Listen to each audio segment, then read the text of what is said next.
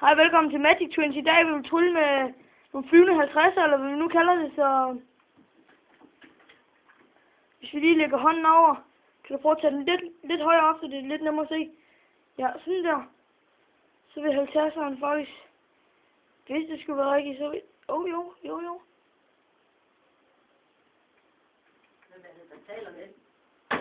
Og så er vi oppe i en god højde. Og så kan den nok komme ned igen. Kan du så prøve at se, om du kan lægge den på bordet? Okay, kan du så få den til at svæve derfra, eller hvad?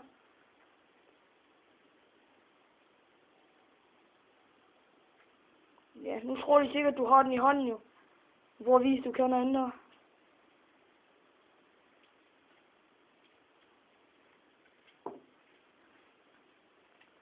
Ja.